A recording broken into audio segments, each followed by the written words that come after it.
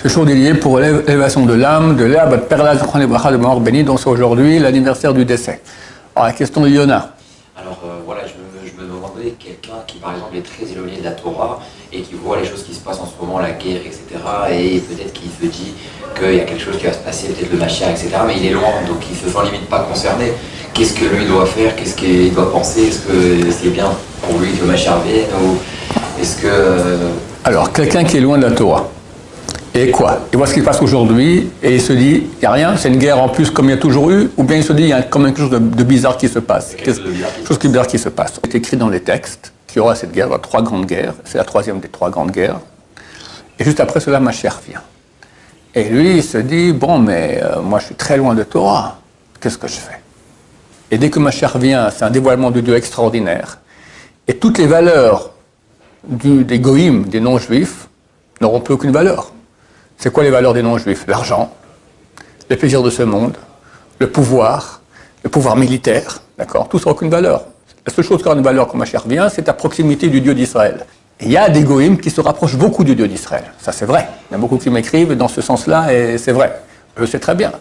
Mais quelqu'un qui pense qu'à montrer qu'il est le plus grand, le plus beau, le plus fort, et à écraser l'autre par sa puissance, comme tous les grands rois de l'histoire, Goy.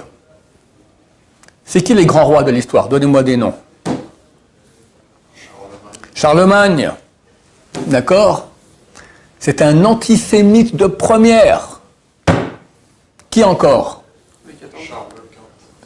Louis XIV, Charles Quint, idem. Pas moins des grands. Alexandre le Grand. Ah, il est grand. Tous les autres à côté, c'est des nuls. L'empire qu'il a fait, depuis la Grèce jusqu'en Inde. Ah, il faut le faire, hein?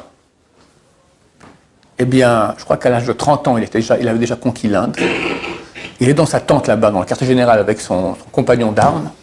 Il s'énerve contre lui, il sort le poignard et le tue. Ah, c'est un homme, ça? C'est une bête. Richard Cœur de Lion, hyper antisémite. Napoléon, c'est quoi? Napoléon, il n'a pas tué des juifs, mais il a vu assigner le peuple juif. Il a fait le consistoire, il a dit on va faire truc comme ça. Le but c'est assigner, et ça a pas mal marché, parce que la France, hein, c'était le pays, il y avait le plus grand de la Torah à l'époque, il y a 150 ans, il s'appelait Rav Israël Salanter. Et lui, à la fin de sa vie, il est parti à Paris. J'en sais pas, 3-4 ans, il était à Paris pour essayer un peu de remonter le niveau. C'était la histoire, il y a 150 ans. Il a dit, à Paris, il y a beaucoup de Yirat Shamayim, beaucoup de crainte de Dieu. Tout celui qui arrive à Paris, il perd toute sa crainte de Dieu. Alors elle reste là-bas, perd le crainte de Dieu par terre à Paris. D'accord, déjà il y a 150 ans, aujourd'hui c'est la puissance 10 000. Les grands d'Israël, c'est quoi? C'est des gens d'une sensibilité à l'autre, d'une honnêteté, d'une droiture, d'une non-violence. S'il faut violence, il faut. Il y a aussi des cas de peine capitale, etc. Mais rien pour l'honneur de soi-même. Rien. Le plus grand du peuple juif, Moshe Rabbeinu. Alors, il y a un compliment sur lui dans la Torah. L'homme le plus humble qu'il y a sur terre. Toute l'humanité reconnaîtra la véracité du Dieu d'Israël, va le servir, ceux qui resteront. Alors, quelqu'un qui commence à voir que peut-être on va arriver dans cette situation. Alors, nous, on le conseille beaucoup, de rapidement commencer à se rapprocher de Dieu.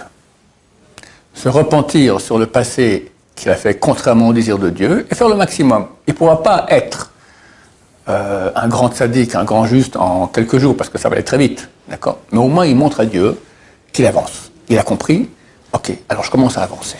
La 9e plaie, c'était la plaie d'obscurité. Le Rav Eliashiv, on a vu le Rav Eliashiv qui était le grand de la génération. Son grand-père, c'est le plus grand kabbaliste ashkénaze des derniers siècles. Il lui a dit, comment ça se fait qu'il y a eu l'obscurité? C'est marqué, il y a eu l'obscurité pour les Égyptiens. Et au Bnei Israël, il y avait de la lumière dans toute leur demeure.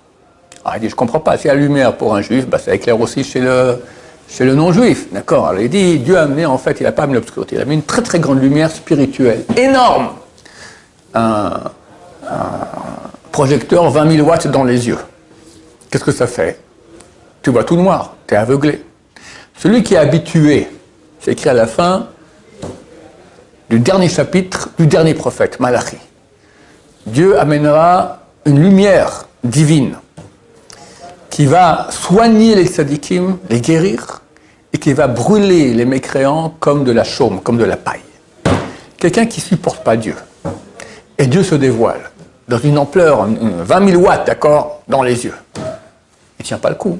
Il ne tient pas le coup. Il ne passera pas. Alors, j'espère que tout le monde passera. OK? Maintenant, celui qui passe, mais ça ne suffit pas, mon cher ami, parce que quand tu passes, OK, alors tu es là, tu survis. Mais quel est ton niveau? Le seul niveau, la seule chose qui aura de la valeur à cette époque, c'est ta proximité du Dieu d'Israël. Tu as une proximité? Non.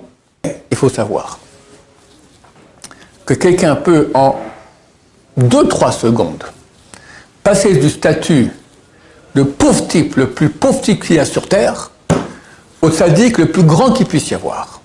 C'est écrit qu'un Baal Tchouva, celui qui fait Tchouva, celui qui se repentit. Repentir, c'est dire à Dieu, Dieu, j'ai péché, je regrette, et je prends sur moi de changer.